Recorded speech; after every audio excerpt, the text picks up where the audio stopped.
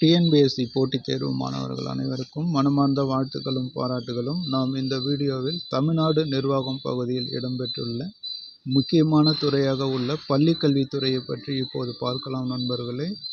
நாம் ஏற்கனவே தமிழ்நாடு நிர்வாகம் பற்றிய சில முக்கியமான விவரங்களை பார்த்து வருகிறோம்.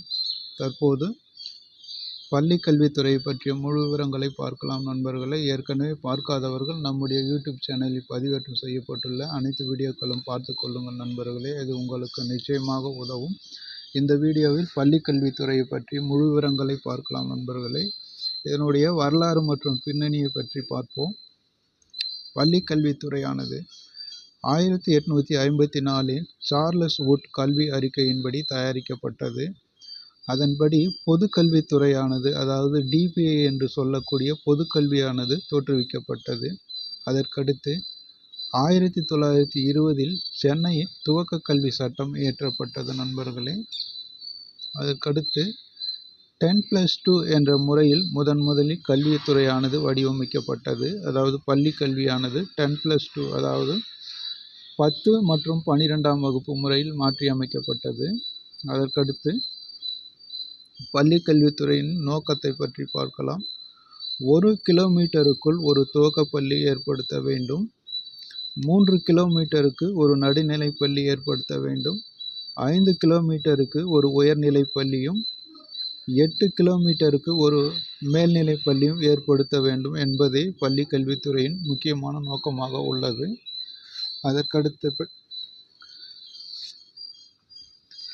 அதற்கான சட்டங்களை பற்றி பார்க்கலாம் நண்பர்களே. 42வது அரசியலமைப்பு சட்ட திருத்தம், அதாவது 1976ஆம் ஆண்டு, அதாவது 42 அமெண்ட்மெண்ட் ஆக்ட் இன் 1976 படி கல்வியானது பொது பட்டியலில் இடம்பெற்றுள்ளது நண்பர்களே. அதாவது மத்திய அரசு பட்டியலிலும் மாநில அரசு பட்டியலிலும் 2 பட்டியல்களிலும் கல்வியானது இடம்பெற்றுள்ளது. இது 42வது அரசியலமைப்பு சட்ட திருத்தம் 1976ஆம் ஆண்டு மாற்றி அமைக்கப்பட்டது. இப்போ பள்ளிக்கல்வித்துறையில் உள்ள சில நலத்திட்டங்களை இப்போது பார்க்கலாம் நண்பர்களே. அனைவருக்கும் கல்வி என்பதே அரசின் குறிக்கோளாக இருக்கிறது. நம் பள்ளி நம் பெருமை என்ற திட்டமானது தோற்றுவிக்கப்பட்டுள்ளது. அதாவது ஏப்ரல் 19, 2022ஆம் ஆண்டு தமிழக முதல்வர் அவர்களால் சென்னையில் உள்ள லேடி வெலிங்டன் மேல்நிலைப் பள்ளியில் நம் பள்ளி நம் பெருமை என்ற திட்டம் தொடங்கப்பட்டுள்ளது நண்பர்களே. அதனுடைய முக்கியமான நோக்கம் அரசு பள்ளிகளை தன்னிறைவு பள்ளிகளாக மாற்றுவதாகும். அதாவது முக்கியமான கேள்வி நண்பர்களே, நம் பள்ளி நம் பெருமை என்ற திட்டமானது ஏப்ரல் 19, 2022ஆம் ஆண்டு தமிழக முதல்வர் அவர்களால் சென்னையில் உள்ள லேடி வெலிங்டன் மேல்நிலைப் பள்ளியில் தொடங்கப்பட்டுள்ளது. அதனுடைய முக்கியமான நோக்கம் அரசு பள்ளிகளை தன்னிறைவு பள்ளிகளாக மாற்றுவதாகும். அதற்கடுத்து இல்லம் தேடி கல்வி. இது முக்கியமான கேள்வி நண்பர்களை கண்டிப்பாக கேட்பார்கள். இல்லம் தேடி கல்வி நவம்பர் 26, 2021 முதல் கட்டமாக 12 மாவட்டங்களில் தொடங்கப்பட்டது நண்பர்களே. அதாவது இல்லம் தேடி கல்வி திட்டம் நவம்பர் 26ஆம் தேதி 2021ஆம் ஆண்டு முதல் கட்டமாக 12 மாவட்டங்களில் தொடங்கப்பட்டுள்ளது. அதற்கடுத்து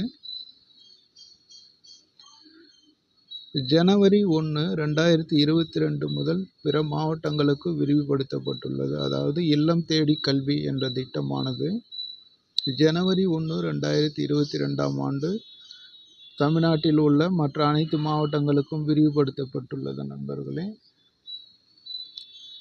இல்லம் தேடி கல்வி திட்டத்தின் முக்கியமான நோக்கம் என்னவென்று கேட்பார்கள் நண்பர்களே.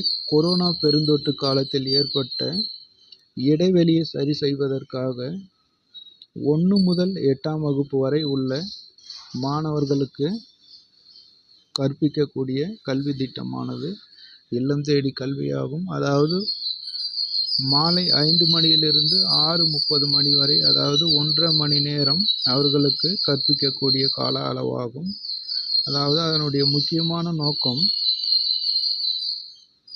கொரோனா பெருந்தொற்று காலத்தால் ஏற்பட்ட இடைவெளியை சரி செய்வதே ஆகும் நண்பர்களே. அதாவது ஒன்றிலிருந்து 8ஆம் வகுப்பு வரை உள்ள மாணவர்களுக்கு இது பொருந்தக்கூடியது. மேலும் அதனுடைய கற்பித்தல் நேரமானது மாலை 5 மணியிலிருந்து 6:30 மணி வரை 1.5 மணி நேர காலமாகும் நண்பர்களே. அதற்கடுத்து எண்ணும் எழுத்தும் இயக்கம், அதாவது இந்த திட்டமானது 1 முதல் 3ஆம் வகுப்பு வரை உள்ள மாணவர்களுக்கு தொடங்கப்பட்டது. அதாவது அடிப்படை எண்ணறிவு திறன்களை வளர்ப்பதே இதனுடைய நோக்கமாகும் நண்பர்களே. அதாவது எண்ணும் எழுத்தும் இயக்கத்தின் முக்கியமான நோக்கமானது அடிப்படை எண்ணறிவு மற்றும் திறன்களை வளர்த்து கொள்வதாகும். அதாவது எண்ணும் எழுத்தும் இயக்கம் 1 முதல் 3ஆம் வகுப்பு வரை உள்ள மாணவர்களுக்கு தொடங்கப்பட்டுள்ளது. எப்போது தொடங்கப்பட்டது என்று கேட்பார்கள் நண்பர்களே. 13/6/2022ஆம் தேதி, அதாவது ஜூன் மாதம் 13ஆம் தேதி 2022இல் எண்ணும் எழுத்தும் இயக்கம் தொடங்கப்பட்டுள்ளது. அதற்கடுத்து முக்கியமான திட்டம் நண்பர்களே, நான் முதல்வன் திட்டம் மார்ச் 1, 2022ஆம் ஆண்டு தொடங்கப்பட்டுள்ளது. இது அதிமுக்கியத்துவமான கேள்வி நண்பர்களே. நான் முதல்வன் திட்டம் மார்ச் 1, 2022ஆம் ஆண்டு தொடங்கப்பட்டுள்ளது. அதாவது இதனுடைய முக்கியமான நோக்கம் என்னவென்று கேட்டால், பள்ளி மற்றும் கல்லூரி மாணவர்களுக்கு திறன் மேம்பாடு மற்றும் வழிகாட்டுதல் திட்டமாகும். அதாவது நான் முதல்வன் திட்டத்தின் முக்கியமான நோக்கம் பள்ளி மற்றும் கல்லூரி மாணவர்களுக்கு திறன் மேம்பாடு மற்றும் பயிற்சி அளிக்கக்கூடிய ஒரு முக்கியமான திட்டமாகும் நண்பர்களே. அதற்கடுத்து தகைசால் பள்ளிகள், இதனுடைய முக்கியமான நோக்கம் படிப்புடன் கூடிய தன்னிறைவுகள் அனைத்தையும் வளர்த்து கொள்ளும் விதமாக ஏற்படுத்தப்பட்டுள்ளது. அதாவது தகைசால் பள்ளிகள் திட்டம் மார்ச் 1, 2022ஆம் ஆண்டு ஏற்படுத்தப்பட்டுள்ளது. இதனுடைய முக்கியமான நோக்கம் படிப்புடன் கூடிய தனித்திறன்கள் அனைத்தையும் வளர்த்து கொள்ளும் விதமாக வடிவமைக்கப்பட்டுள்ளது நண்பர்களே. அதற்கடுத்து இளந்தளிர் இலக்கிய திட்டம் ஆகஸ்ட் 26, 2021 அன்று தொடங்கப்பட்டுள்ளது. அதாவது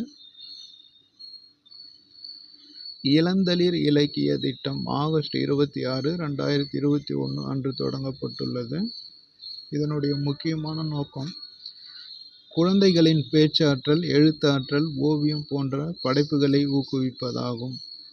அதாவது குழந்தைகளின் பேச்சாற்றல், எழுத்தாற்றல், ஓவியம் போன்ற படைப்புகளை ஊக்குவிப்பதாகும் நண்பர்களே. அதற்கடுத்து கலைஞரின் நினைவு நூலகம் 11/1/2022 தமிழக முதல்வர்களால் மதுரையில் ஏற்படுத்தப்பட்டுள்ளது. அதாவது கலைஞர் நூற்றாண்டு நினைவு நூலகம் 11/1/2022ஆம் ஆண்டு தமிழக முதல்வரால் மதுரையில் ஏற்படுத்தப்பட்டுள்ளது. அதுபோக பள்ளிக்கல்வித்துறையின் ஒரு உதவி மையமாக உள்ளது. அதனுடைய முக்கிய எண்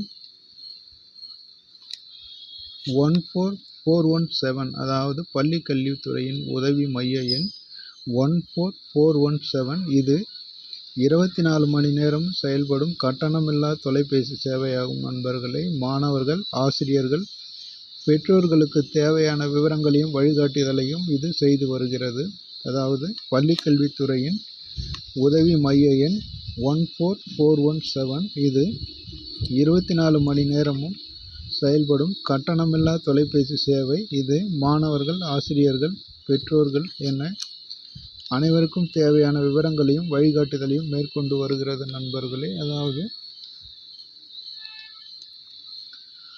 பள்ளிக்கல்வித்துறையானது சமீப காலமாக நிறைய திட்டங்களை ஏற்படுத்தி இருக்கிறது நண்பர்களே. அந்த திட்டங்களை பற்றிய விவரங்களை நாம் பார்த்திருக்கிறோம். எப்போது தொடங்கப்பட்டது, அதனுடைய முக்கியமான நோக்கம் என்னென்ன என்பதை பார்த்திருக்கிறோம். அதாவது அனைவருக்கும் கல்வி, அதற்கடுத்து நம் பள்ளி நம் பெருமை, இல்லம் தேடி கல்வி, எண்ணும் எழுத்தும் இயக்கம், நான் முதல்வன் திட்டம், தகைசால் பள்ளிகள், இளந்தளிர் இலக்கிய திட்டம், கலைஞர் நினைவு நூலகம் என நிறைய முக்கியத்துவமான திட்டங்களை பற்றி பார்த்திருக்கிறோம் நண்பர்களே. இதை திரும்ப திரும்ப கேட்டு ஞாபகப்படுத்தி கொள்ளுங்கள். நிச்சயமாக இதிலிருந்து கேள்விகள் கேட்பார்கள் நண்பர்களே. டிஎன்பிஎஸ்சி நிர்வாகம் பகுதியில் நிறைய கேள்விகள் இப்போது சமீபமாக கேட்டு வருகிறார்கள். அதன் அடிப்படையில் இந்த திட்டங்கள் அனைத்தும் முக்கியத்துவம் வாய்ந்தது நண்பர்களே. எனவே நிச்சயமாக இதிலிருந்து 1 அல்லது 2 கேள்விகள் கேட்டு விடுவார்கள். தெளிவாக ஞாபகம் வைத்துக் கொள்ளுங்கள் நண்பர்களே. அதுக்கடுத்து வரும் வீடியோவில் இன்னொரு துறையை பற்றிய விவரங்களை பார்க்கலாம் நண்பர்களே.